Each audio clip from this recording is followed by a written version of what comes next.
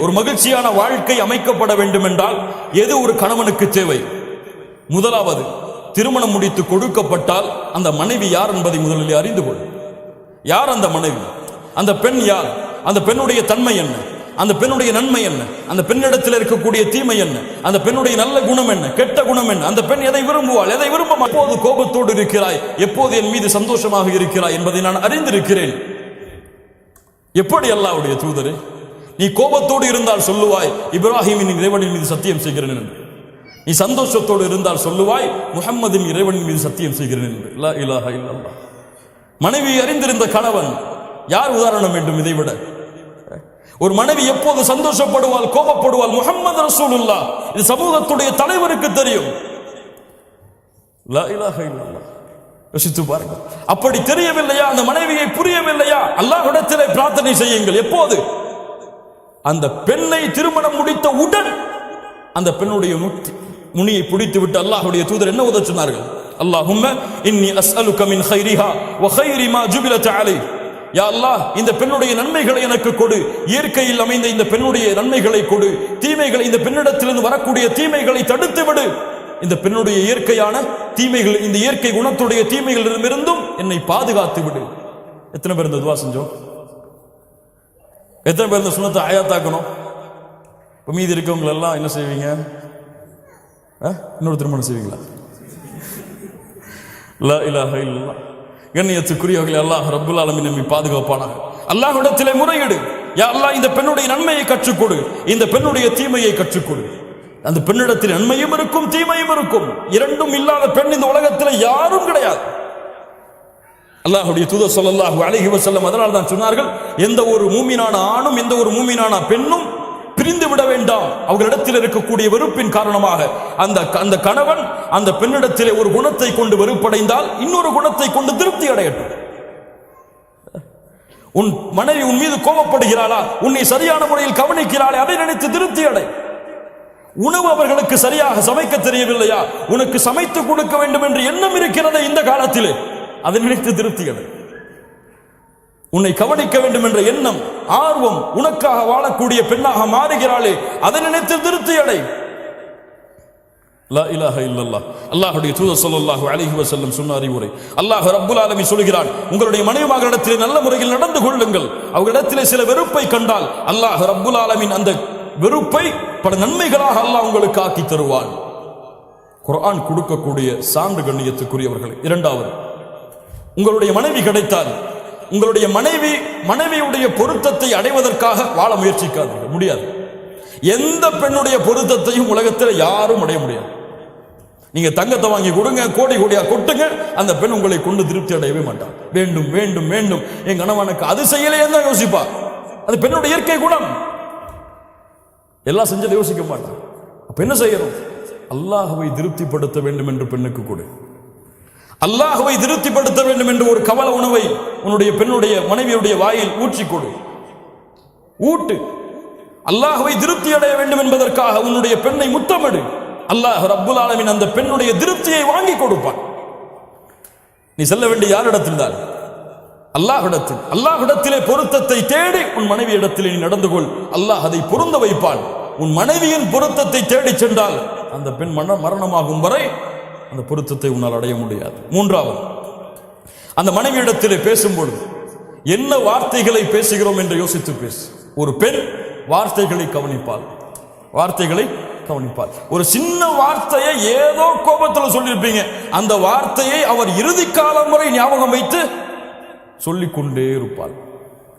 வார்த்தைகளை சரியாக பேசுங்கள். அல்லாஹ்வுடைய தூதர் ஸல்லல்லாஹு அலைஹி வஸல்லம் அவர்களுடைய முறை, அவருடைய மனைவிமார்களுடைய உள்ளங்களை வார்த்தைகளால் காயப்படுத்த மாட்டார்கள். நான்காவது, எல்லா நேரத்திலும் அன்போடும் பாசமோடும் காதலோடும் ரொமான்ஸோடும் வாழ். ஹலால் ஹலால், ரொமான்ஸ் ஹலால்.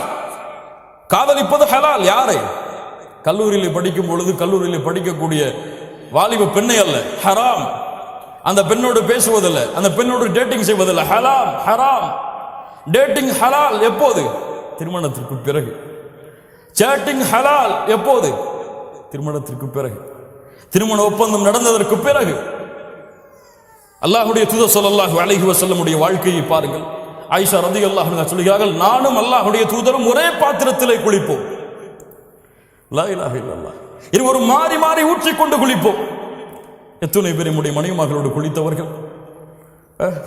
லா இலாஹ இல்லல்லாஹ். திருமணம் முடிக்காத வாலிபர்கள் இருந்தால் கொஞ்சம் பொறுத்துக் கொள்ளுங்கள், அல்லாஹ்விடத்தில் பிரார்த்தனை செய்யுங்கள், கற்பனையில் மூழ்கி விடாதீர்கள். லா இலாஹ இல்லல்லாஹ். அல்லாஹ்வுடைய தூதர் ஸல்லல்லாஹு அலைஹி வஸல்லம் வழக்க முறை ஒவ்வொரு தொழுகைக்கு செல்வதற்கு முன்னாலும் தன்னுடைய மனைவியை முத்தமிட்டு செல்வார்கள். யாருடைய வழிமுறை? முஹம்மது ரசூலுல்லாஹ் ஸல்லல்லாஹு அலைஹி வஸல்லம் உடைய வழிமுறை. தொழுகைக்கு செல்லும் பொழுது முத்தமிடுவார்கள் தன் மனைவியை. இன்னைக்கு பக்கத்தில் வராதீங்க, உது செஞ்சிருக்கீங்கன்றாங்க. லா இலாஹ இல்லல்லாஹ். சுன்னா அல்லாஹ்வுடைய தூதருடைய வழிமுறை. ஒரு மனிதன் 5 முறை தன் மனைவி மீது பாசத்தை வெளிப்படுத்துகிறான், அந்த குடும்பத்தில் பிரச்சனை இருக்குமா? பிரச்சனை இருக்குமா? அல்லாஹ்வுடைய தூதர் தன்னுடைய மனைவியுடைய வாயில் உணவை ஊட்டி கொடுப்பார்கள். ஒரு நாளையில் ஒரு முறை உங்கள் மனைவிக்கு உணவை ஊட்டுவதை மறக்காதீர்கள், உங்கள் வாழ்க்கையில் பிரச்சனையா இருக்காதுங்க. அப்படித்தானே? உணவை ஊட்டும் பொழுது கோபத்தோடைய ஊட்டுவீங்க, வெறுப்புடைய ஊட்டுவீங்க. ஒருக்க எல்லா கவலையும் மறந்து ஒரு உணவை ஊட்டுவோம்னு ஊட்டுங்க, அல்லாஹ் உங்களுக்கு அதை கொண்டே உங்களுடைய வாழ்க்கையை சந்தோஷமாக்கிடுவான், மகிழ்ச்சியாக்கிடுவான். அல்லாஹ்வுடைய தூதர் தன்னுடைய மனைவி எந்த இடத்திலே கடித்தார்களோ அந்த உணவை அதே இடத்திலே வாங்கி கடிப்பார்கள். லா இலாஹ இல்லல்லாஹ். உஸ்வத்துல் ஹஸனா, உஸ்வத்துல் ஹஸனா. கண்ணியத்துக்குரியவர்களே, அல்லாஹ் ரப்புல் ஆலமீன் இது போன்ற வாழ்க்கையை நமக்கு தருவானாக. அல்லாஹ்வுடைய தூதர் ஸல்லல்லாஹு அலைஹி வஸல்லம் தன் மனைவியோடு ஓட்டப்பந்தயம் வைப்பார்கள். ஓட்டப்பந்தயம்.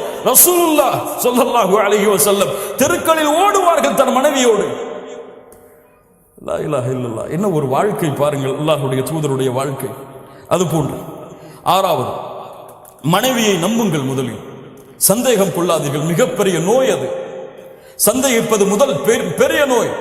அது போன்று பெண்கள் சந்தேகப்படும் அளவிற்கு நடந்து கொள்ளக்கூடாது. சந்தேகப்படுவது ஆண்களுக்கு மிகப்பெரிய நோய்.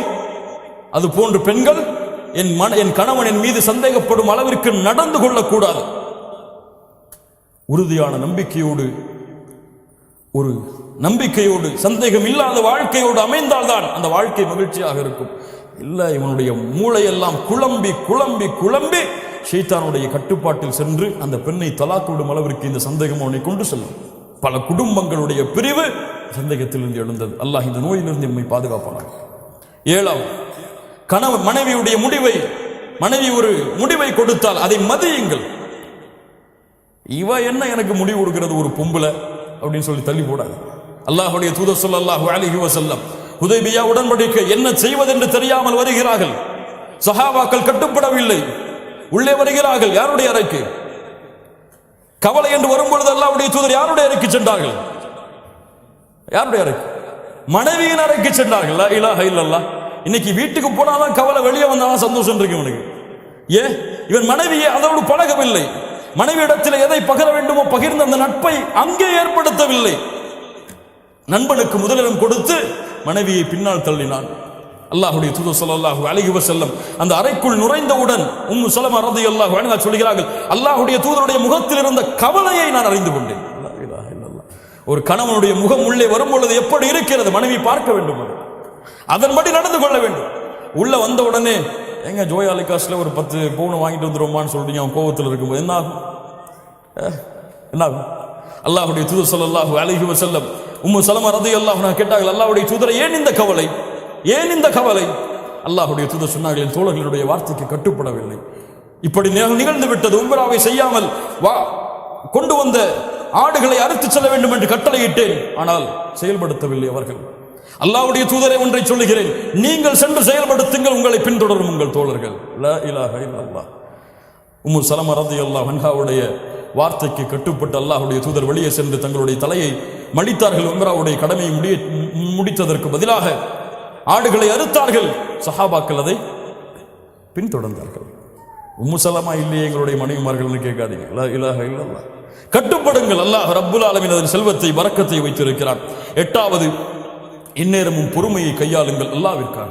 உங்கள் மனைவி கோபப்பட்டால் உங்கள் மனைவிக்காக பொறுமையை கையாள வேண்டாம். நீங்கள் உங்கள் மனைவிக்காக அந்த பெண்ணிடத்தில் அன்பையும் பாசத்தையும் கோபத்தையும் காட்ட வேண்டாம், அல்லாஹ்விற்காக காட்டுங்கள். அல்லாஹ் அதை ஏற்றுக்கொள்வான்.